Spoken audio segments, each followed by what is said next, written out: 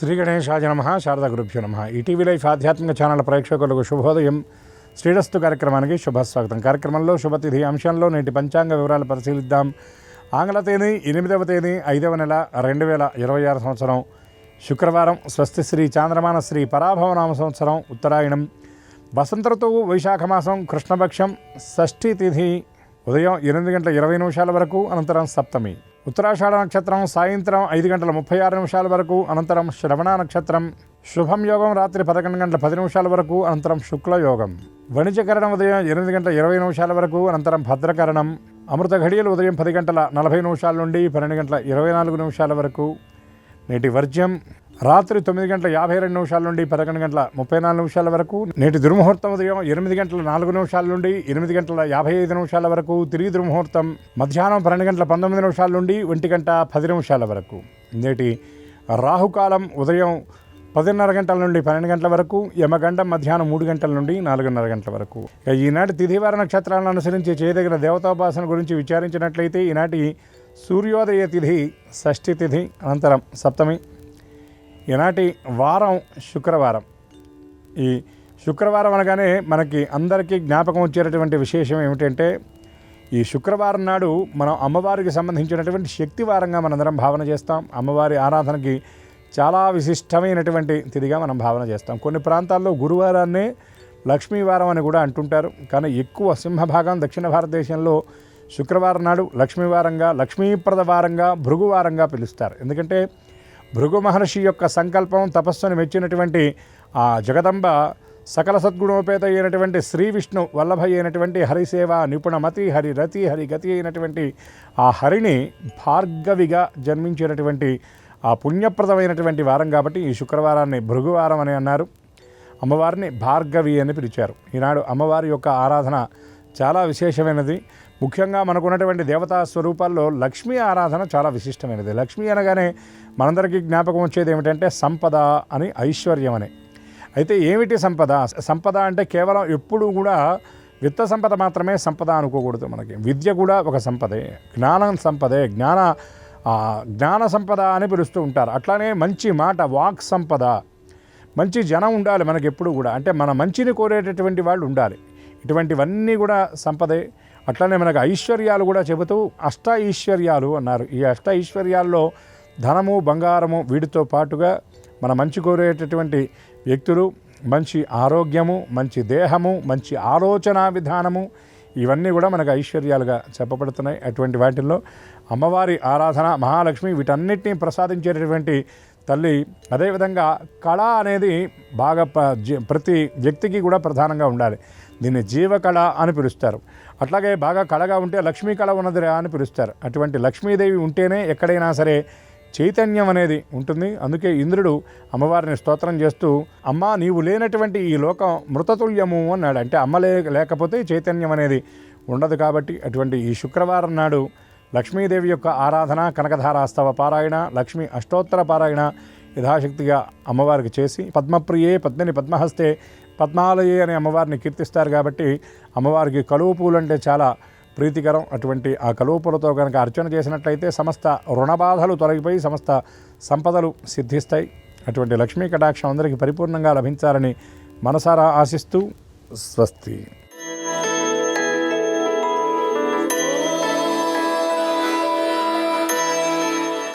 ETV life ప్రేక్షకులకు నమస్కారం. శ్రీరస్తు కార్యక్రమానికి స్వాగతం. ఈనాటి శ్రీరస్తు కార్యక్రమంలోని గ్రహయోగ మంచంలో గ్రహాల యొక్క స్థితిగతులు, వాటి యొక్క శుభాశుభ ఫలితాల గురించి పరిశీలిద్దాం. అలాగే ఈరోజు ద్వాదశ రాశుల వారికి అదృష్ట సంఖ్య, అదృష్ట వర్ణం, అనుకూల దిక్కు, అనుకూల దైవం వంటి విశేషాలు కూడా తెలుసుకుందాం. ముందుగా నేటి పంచాంగ వివరాలు. శ్రీ పరాభవనామ సంవత్సరం ఉత్తరాయణం, వసంత ఋతువు, వైశాఖ మాసం, బహుళపక్షం. ఈరోజు తిథి బహుళ షష్ఠి, ఉదయం 8:40 వరకు ఉంది. అనంతరం తిథి బహుళ సప్తమి, వారం భృగువారం లేదా శుక్రవారం, నక్షత్రం ఉత్తరాషాఢ. ఇప్పుడు గ్రహాల యొక్క స్థితిగతులు పరిశీలిద్దాం. బృహస్పతి సంచారం మిథున క్షేత్రంలో, కేతు సంచారం సింహక్షేత్రంలో, చంద్ర సంచారం ధనస్సు క్షేత్రంలో మరియు మకర క్షేత్రంలో, రాహు సంచారం కుంభక్షేత్రంలో, శని కుజుల సంచారం మీనక్షేత్రంలో, రవి బుధుల సంచారం మేషక్షేత్రంలో, శుక్ర సంచారం వృషభ క్షేత్రంలో, శుక్రుడికి స్వక్షేత్ర స్థితి, రవికి ఉచ్చస్థితి. ఇది ఈరోజు ఉన్నటువంటి గ్రహస్థితి. దీని ఆధారంగా ద్వాదశ రాశుల వారికి ఏర్పడేటువంటి శుభాశుభ ఫలితాలు సూచనప్రాయంగా గోచారపరంగా తెలుసుకుందాం. ముందుగా మేషరాశి.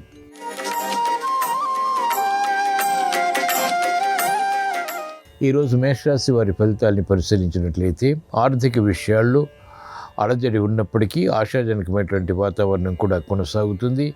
సంభాషణల ద్వారా ఇతరులను ఆకట్టుకునేటువంటి ప్రయత్నాలు కొంత ఊరట కలిగిస్తాయి. అవమానకర సంఘటనలు ఉంటాయి. ఆశించినటువంటి ప్రయోజనాలు ఆర్థిక పరంగా వెంటనే పొందలేకపోతారు. శ్రమ అధికమవుతుంది. చేపట్టినటువంటి కార్యకలాపాలపై విముఖత కూడా కొనసాగుతుంది. ఆరోగ్య విషయంలో జాగ్రత్తలు పాటించాలి. ఆకస్మిక ఖర్చులు, ఆరోగ్యపరంగా చోటు చేసుకునేటువంటి సంఘటనలు కొనసాగుతాయి. ఆశించినటువంటి ప్రయోజనాలు విద్యార్థులు ఆలస్యంగా పొందుతారు. మహిళలకు గతంలో కన్నా మెరుగైనటువంటి వాతావరణం ఆర్థికంగా తగ్గుతుంది. ఆరోగ్య విషయాల్లో కూడా ప్రతికూలత ప్రారంభమవుతుంది. ఈరోజు మేషరాశి వారి అదృష్ట సంఖ్య 6. ఈరోజు మేషరాశి వారి అదృష్ట వర్ణం తెలుపు, అనుకూల దిక్కు తూర్పు. ఈరోజు మేషరాశి వారు శ్రీ మహాలక్ష్మీ దేవిని భక్తి శ్రద్ధలతో దర్శించడం, స్మరించడం, పూజించడం ద్వారా, శ్రీ సూక్తం పఠించడం ద్వారా, శ్రవణం ద్వారా సమస్యలు కొంతవరకు పరిష్కరింపబడతాయి. ఆర్థిక విషయాల్లో అలజడి నియంత్రించబడుతుంది. ఆరోగ్య రక్షణ చేకూరుతుంది.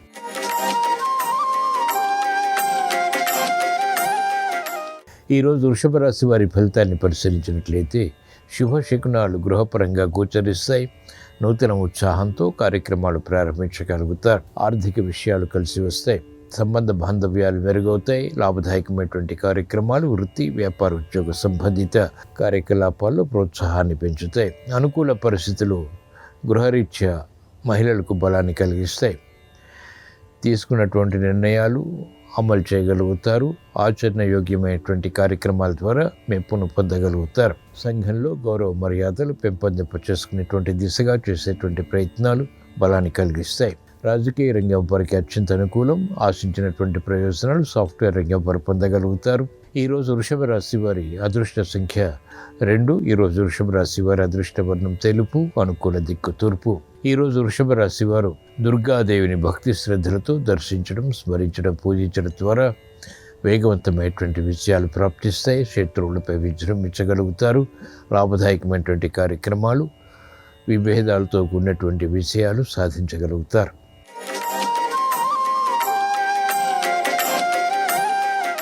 ఈరోజు మిథున రాశి వారి ఫలితాన్ని పరిశీలించినట్లయితే సంఘర్షణలు ఆర్థిక పరంగా కొనసాగుతాయి. నిర్ణయాలు త్వరితగతిని తీసుకోలేకపోతారు. మనస్పర్ధలు పెరిగేటువంటి సంఘటనలు వృత్తి, వ్యాపార, ఉద్యోగ సంబంధిత కార్యక్రమాలలో చోటు చేసుకుంటే ఉద్దేశాలు మంచివి అయినప్పటికీ ఇతరులు అపార్థం చేసుకునేటువంటి సంఘటనలు ఉంటాయి. కార్యక్రమ నిర్వహణలో నేర్పరితనం తగ్గుతుంది. ఆందోళన పెరుగుతుంది. మంచి అవకాశాలు వెంటనే సద్వినియోగపరచుకోలేకపోతారు. ఆందోళనతో కూడినటువంటి కార్యక్రమాలు వేగవంతంగా కొనసాగించడం ద్వారా సమస్యల్ని ఆహ్వానిస్తారు కాబట్టి జాగ్రత్తలు వహించాలి. ప్రశాంతత చిత్తంతో కార్యక్రమాలు చేపట్టడం శ్రేయస్కరం, క్షేమదాయకం. ఈరోజు మిథున రాశి వారి అదృష్ట సంఖ్య 1. ఈరోజు మిథున రాశి వారి అదృష్ట వర్ణం ఎరుపు, అనుకూల దిక్కు ఉత్తరం.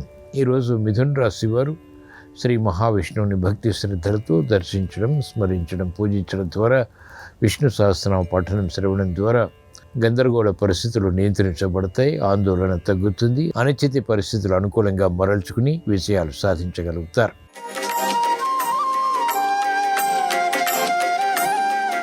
ఈరోజు కర్కాటక రాశి వారి ఫలితాన్ని పరిశీలించినట్లయితే ఆర్థిక విషయాల్లో ఆచితూచి వ్యవహరించాలి. వ్యయాన్ని నియంత్రించలేకపోతారు. అకారణ ఖర్చులు ఉక్కిరిబిక్కిరి చేస్తాయి. నూతన ఉత్సాహం తగ్గుతుంది. ప్రతిభ ఉన్నప్పటికీ చేపట్టినటువంటి కార్యకలాపాలు నత్తనడకగా కొనసాగుతాయి.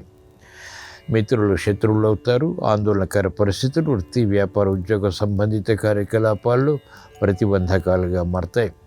మహిళలకు అనిశ్చితి ఉంటుంది. చేపట్టినటువంటి కార్యకలాపాలపై సందేహాలు ప్రబలమవుతాయి. విద్యార్థులకి విద్యాపరమైనటువంటి విషయాలపై అవగాహన తగ్గుతుంది. ఏకాగ్రత తగ్గుతుంది.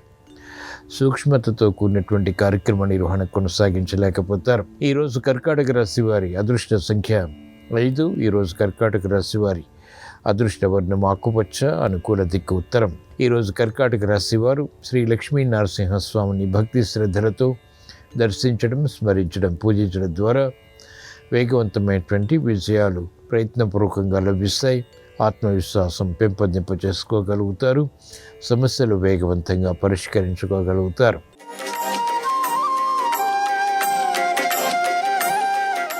ఈరోజు సింహరాశి వారి ఫలితాన్ని పరిశీలించినట్లయితే ఆకస్మిక చిక్కులు, సమస్యలు ఆర్థిక పరంగా చోటు చేసుకుంటే ఆరోగ్య విషయంలో ప్రతికూలత ఆకస్మికం. ఖర్చులు ఉక్కిరిబిక్కిరి చేస్తాయి. అయినప్పటికీ ఎదుర్కోగలుగుతారు. ఆశించినటువంటి ప్రయోజనాలు సాధించగలుగుతారు. విద్యార్థులకి క్రమశిక్షణ తగ్గుతుంది. ప్రయాణాల విషయంలో జాగ్రత్తలు పాటించాలి. ఆకస్మిక ప్రమాదాలు చోటు చేసుకునేటువంటి సంఘటనలు లేకపోలేదు. మహిళలకు క్రమశిక్షణ తగ్గుతుంది. ఆందోళన పెరుగుతుంది. గృహ విషయాల్లో అనిశ్చితి కొనసాగుతుంది. ఆందోళనకర కార్యక్రమాల ద్వారా ఏర్పడినటువంటి సమస్యలు జటిలమవుతాయి. ఈరోజు సింహరాశి వారి అదృష్ట సంఖ్య 9. ఈరోజు సింహరాశి వారి అదృష్ట వర్ణం ఎరుపు, అనుకూల దిక్కు ఉత్తరం. ఈరోజు సింహరాశి వారు ఈశ్వరారాధన, ఈశ్వర స్మరణ, ఈశ్వరాభిషేకం వంటి ప్రక్రియల ద్వారా అతి ప్రతికూలతను ఎదుర్కొనేటువంటి శక్తి సామర్థ్యాలు పెంపొందింపజేసుకోగలుగుతారు.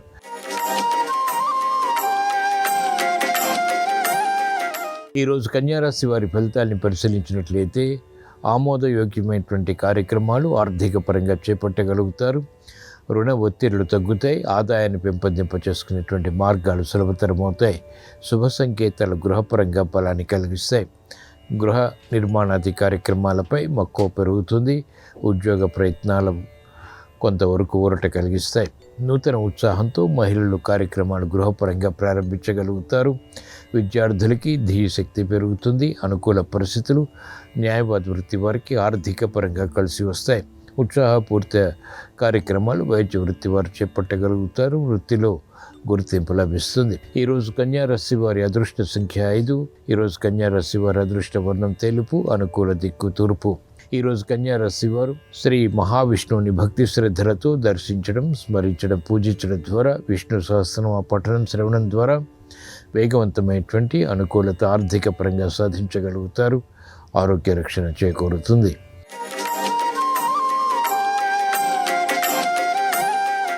ఈరోజు తులారాశి వారి ఫలితాన్ని పరిశీలించినట్లయితే ఆనందకర వాతావరణం ఆర్థిక పరంగా కొనసాగుతుంది. గృహ విషయాలు యోగిస్తాయి. సానుకూల వార్తలు వృత్తి, వ్యాపార, ఉద్యోగ సంబంధిత కార్యకలాపాల్లో ఇంపును కలిగిస్తాయి. మంచి నిర్ణయాలు తీసుకోగలుగుతారు. శత్రువులపై విజృంభించగలుగుతారు. న్యాయవాద వృత్తి వారికి అత్యంత అనుకూల పరిస్థితులు వృత్తిపరంగా కొనసాగుతాయి. కోర్టు సంబంధిత కార్యకలాపాల్లో విజయాలు చేకూరుతాయి. అనుకూల పరిస్థితులు వైద్య వృత్తి వారికి వృద్ధిని కలిగిస్తాయి.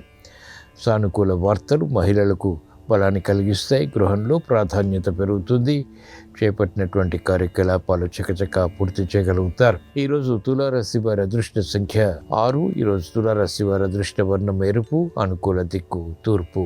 ఈరోజు తులారాశి వారు శ్రీ మహాలక్ష్మీదేవిని భక్తి శ్రద్ధలతో దర్శించడం, స్మరించడం, పూజించడం ద్వారా కనకధారాస్తవం వంటి స్తుతులతో కీర్తించడం ద్వారా ఆర్థిక విషయాలు వేగవంతంగా లభిస్తాయి.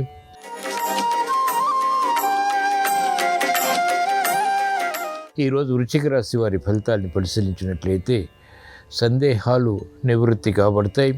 సమస్యలకు పరిష్కారాలు కూడా అన్వేషించగలుగుతారు. ఆరోగ్య విషయంలో ప్రతికూలత తగ్గుతుంది. నెమ్మదిగా కార్యక్రమాలు చేపట్టి ఆశాజనకమైనటువంటి వాతావరణం చేపట్టినటువంటి కార్యకలాపాలపై పెంపొందింప చేసుకోగలుగుతారు. అనిశ్చిత పరిస్థితులు ఆర్థికంగా తగ్గుతాయి. శుభశకునాలకై తహతహ పెరుగుతుంది. పునఃప్రయత్నాల ద్వారా విషయాలు సాధించగలుగుతారు. గృహ విషయాల్లో అనుకూలత ప్రారంభమవుతుంది. ఎదురు చూస్తున్నటువంటి వార్తలు దగ్గరవుతాయి. ఆశాజనకమైనటువంటి వాతావరణం వృత్తిలో కూడా బలాన్ని కలిగిస్తుంది. ఉద్యోగ వ్యవహారాల్లో వేధిస్తున్నటువంటి సమస్యలు పరిష్కరింపబడతాయి. ఈరోజు వృశ్చిక రాశి వారి అదృష్ట సంఖ్య 1. ఈరోజు వృశ్చిక రాశి వారి అదృష్ట వర్ణం ఆకుపచ్చ, అనుకూల దిక్కు ఉత్తరం. ఈరోజు వృశ్చిక రాశి వారు ఈశ్వరారాధన, ఈశ్వర స్మరణ, ఈశ్వరాభిషేకం వంటి ప్రక్రియల ద్వారా అష్టమ బృహస్పతి ద్వారా ఇతర గ్రహ ప్రతికూలత ద్వారా ఏర్పడేటువంటి ప్రతిబంధకాలకి సమస్యలకు పరిష్కారాలు పొందగలుగుతారు.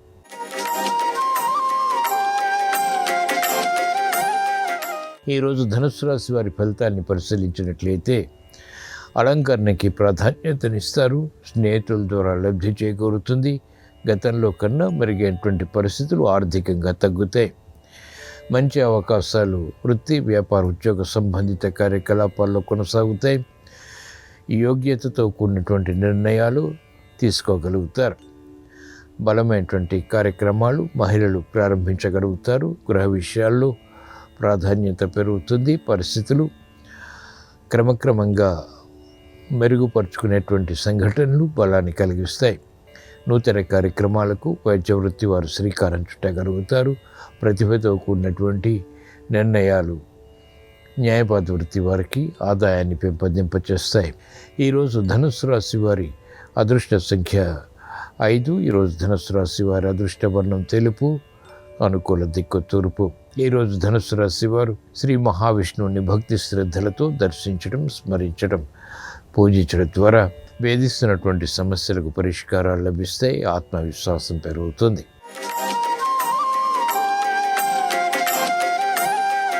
ఈరోజు మకర రాశి వారి ఫలితాన్ని పరిశీలించినట్లయితే ఆర్థిక విషయాలు కలిసి వస్తాయి. సంబంధ బాంధవ్యాలు మెరుగవుతాయి. శత్రువులు మిత్రులు అవుతారు. ఎదురు చూస్తున్నటువంటి కార్యక్రమాల్లో వేగం పెరుగుతుంది. అనుకూల పరిస్థితులు వృత్తి, వ్యాపార, ఉద్యోగ సంబంధిత కార్యకలాపాల్లో ఆనందానికి దారితీస్తాయి. మహిళలకు అత్యంత అనుకూల కాలం. సమర్థత పెరుగుతుంది. చేపట్టినటువంటి కార్యకలాపాలపై ఆత్మవిశ్వాసాన్ని కలిగి ఉంటారు. మంచి అవకాశాలు వ్యాపార రంగం వారికి దక్కుతాయి. ఆర్థిక పరంగా బలాన్ని కలిగిస్తాయి. సాహసోపేతమైనటువంటి నిర్ణయాల ద్వారా క్రీడా రంగం వారికి గుర్తింపు లభిస్తుంది. మంచి అవకాశాలు విద్యార్థులకి అనుకూలతను పెంచుతాయి. ఈరోజు మకర రాశి వారి అదృష్ట సంఖ్య 3. ఈరోజు మకర రాశి వారి అదృష్ట వర్ణం పసుపు, అనుకూల దిక్కు ఈశాన్యం. ఈరోజు మకర రాశి వారు ఈశ్వరారాధన, ఈశ్వర స్మరణ, ఈశ్వరాభిషేకం వంటి ప్రక్రియల ద్వారా వేగవంతమైనటువంటి విజయాలు సాధించగలుగుతారు.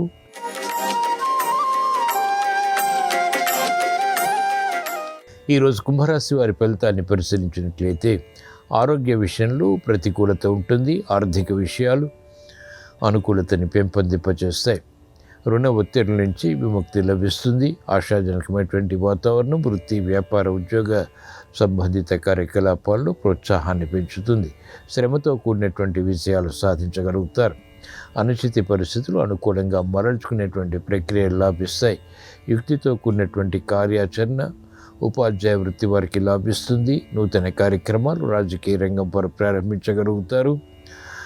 మరుగుపడినటువంటి విషయాలు వెలుగులోకి రావటం ద్వారా ఏర్పడినటువంటి అనుకూలత బలాన్ని కలిగిస్తుంది. చేపట్టినటువంటి కార్యకలాపాలపై ప్రోత్సాహం మహిళలు పొందగలుగుతారు.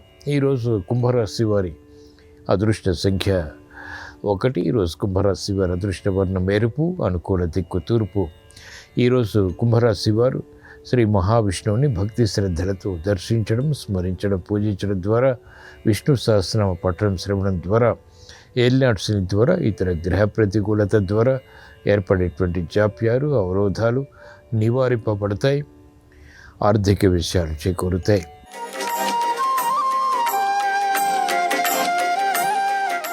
ఈరోజు మీన రాశి వారి ఫలితాన్ని పరిశీలించినట్లయితే ఆర్థిక విషయాలు జాగ్రత్తలు పాటించాలి. ఆరోగ్య విషయంలో ప్రతికూలత ఉన్నప్పటికీ నెట్టుకు రాగలుగుతారు.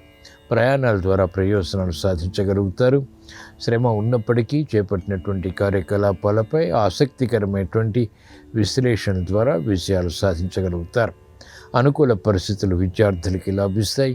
మహిళలకు ప్రోత్సాహకర పరిస్థితులు ఆకస్మికంగా తారసపడతాయి. గృహ విషయాల్లో ప్రాధాన్యత పెరుగుతుంది. వ్యాపార రంగం వారికి పునఃప్రయత్నాలు లాభిస్తాయి. విరోధాలు పరిష్కరించుకోగలుగుతారు. అనుకూలంగా మరల్చుకోగలుగుతారు. ఆధిక్యతతో కూడినటువంటి కార్యక్రమాలు క్రీడా రంగం వారికి లభిస్తాయి. ఈరోజు మీన రాశి వారి అదృష్ట సంఖ్య 3. ఈరోజు మీన రాశి వారి అదృష్ట వర్ణం తెలుపు, అనుకూల దిక్కు తూర్పు.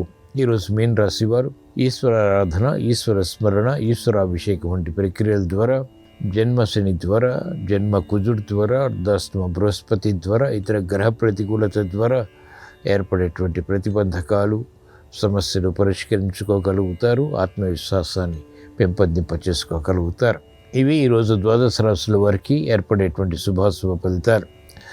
ద్వాదశ రాశుల వారికి ఆర్థిక విషయాలు కలిసి రావాలని, గృహ విషయాలు అనుకూలించాలని, నూతన వస్తు ప్రాప్తి చేకూరాలని, బలమైనటువంటి నిర్ణయాల ద్వారా వృద్ధి చేకూరాలని శుక్రవారం సందర్భంగా శ్రీ మహాలక్ష్మీదేవిని స్మరిస్తూ ప్రార్థిస్తూ స్వస్తి.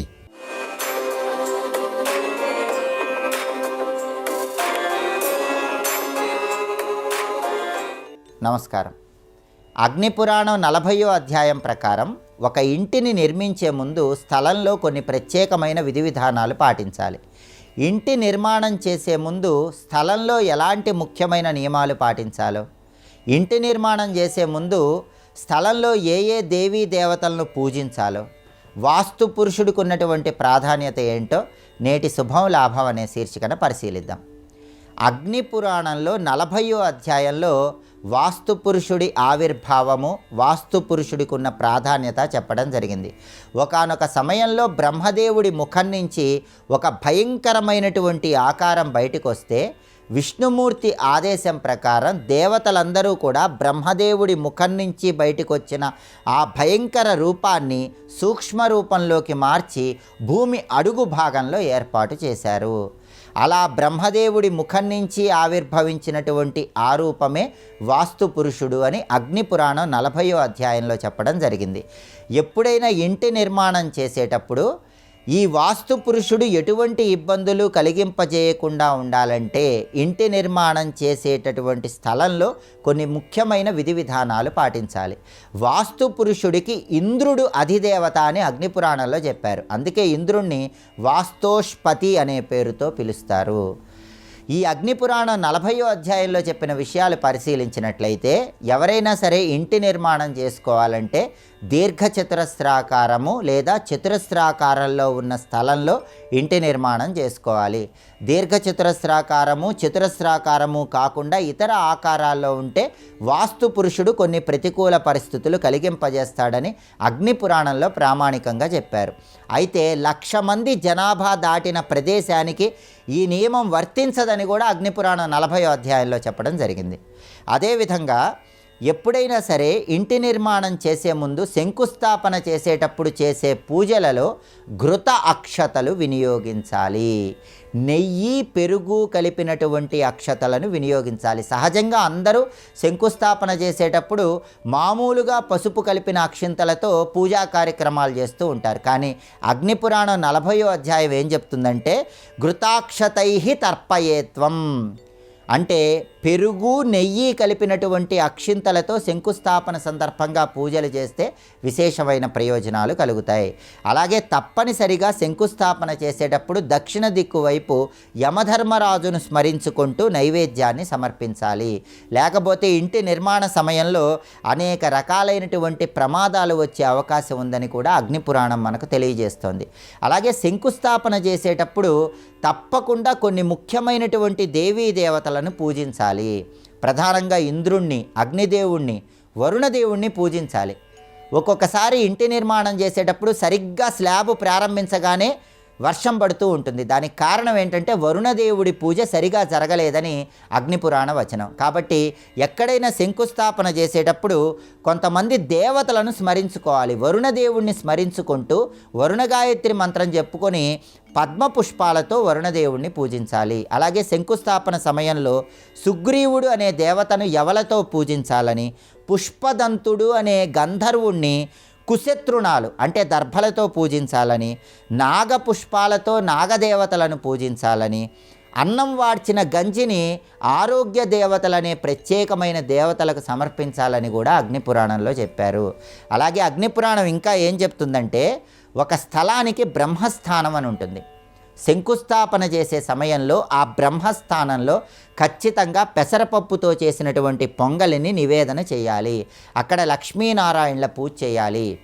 లక్ష్మీనారాయణలను బ్రహ్మస్థానంలో పూజ చేసి పెసరపప్పుతో చేసిన పొంగలి నైవేద్యం పెడితేనే ఇంటి నిర్మాణం అనేది చాలా సులభంగా జరుగుతుందని అగ్నిపురాణం 40వ అధ్యాయంలో ప్రామాణికంగా చెప్పారు.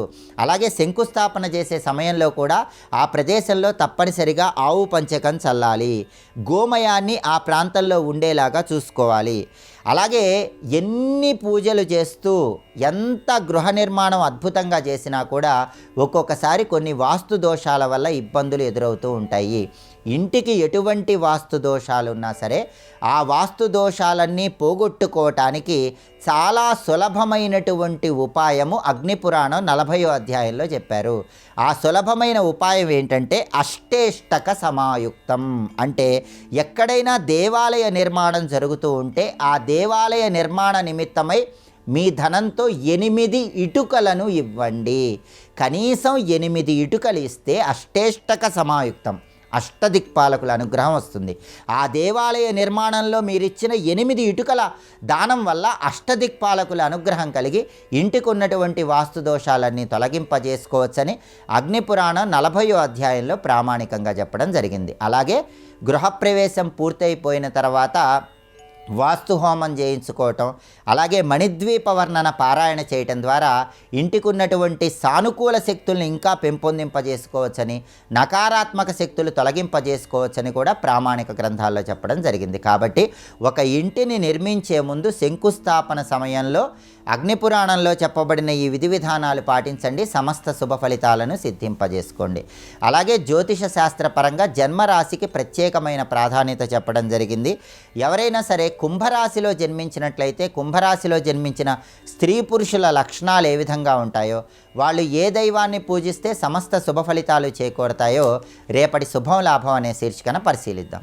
నమస్కారం. ఈ కార్యక్రమాన్ని తిరిగి చూడాలనుకుంటే www.youtube.com/ETV Life Spiritual లో చూడవచ్చు.